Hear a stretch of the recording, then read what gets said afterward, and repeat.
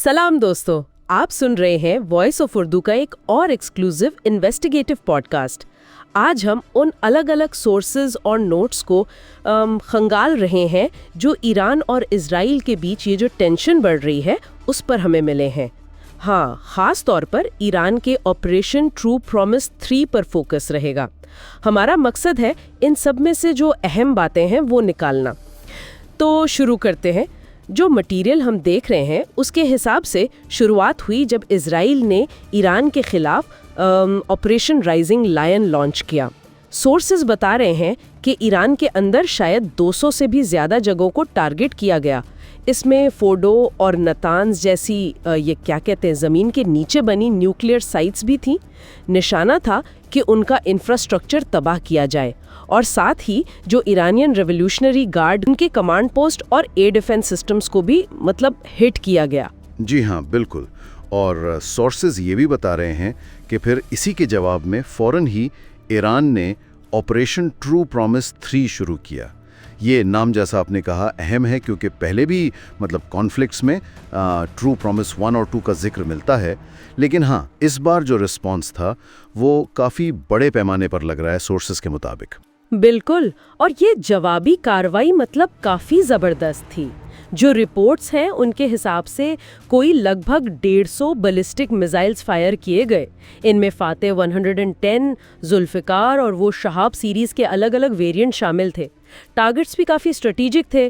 तेल अवीव, जेरूसलम और Negev desert में जो इसराइली मिलिट्री इंस्टॉलेशंस हैं वो, साथ ही वो शाहिद टाइप के सुसाइड ड्रोन्स का भी काफ़ी इस्तेमाल हुआ। और एक चीज़ जो सोर्सेज हाईलाइट कर रहे हैं वो ये कि हमले सिर्फ ईरान से नहीं हुए।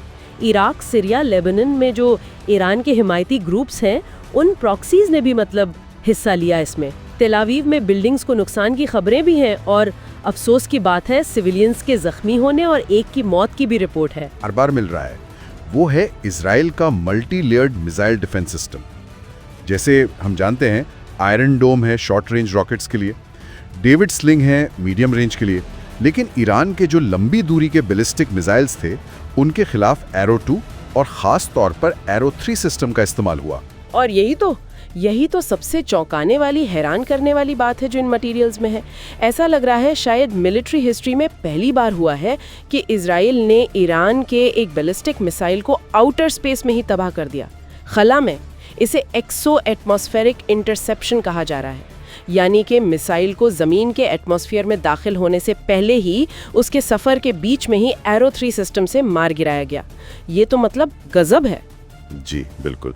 और इसकी अहमियत, जैसा कि सोर्सेज इशारा कर रहे हैं, ये है कि अगर खुदा ना खास्ता मिसाइल पर कोई ख़तरनाक वॉरहेड हो, न्यूक्लियर, बायोलॉजिकल या केमिकल, तो वो एटमॉस्फेयर में आने से पहले ही ख़त्म हो जाता है।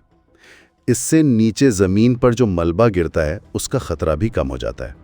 और एक और अहम बात, अगर मिसाइल में एक से ज़्यादा वॉरहेड्स हों जिनको MIRV कहते हैं, तो उनके अलग होने से पहले ही पूरे मिसाइल को तबाह किया जा सकता है। तो ये एरो 3 सिस्टम जो इजराइल और अमेरिका ने मिलकर डेवलप किया है और 2017 से ऑपरेशनल है, वो इस काम में इस्तेमाल हुआ। एक छोटा सा पॉइंट और है जो सोर्सेज नोट करते हैं, जर्मनी ने भी ये सिस्टम 2023 में ख़रीदा था। अच्छा, तो इतना सब कुछ हो रहा है, बड़े लेवल पर हमले, डिफेंसेस, दुनिया भर से क्या रिएक्शन आ रहा है इन डॉक्यूमेंट्स के मुताबिक? हाँ, रिएक्शंस तो आ रहे हैं। UN security council for example emergency meeting बुला रही है। रशिया और चाइना ने इजराइल के जो शुरुआती हमले थे उन पर तनकीद की है, उनको क्रिटिसाइज़ किया है।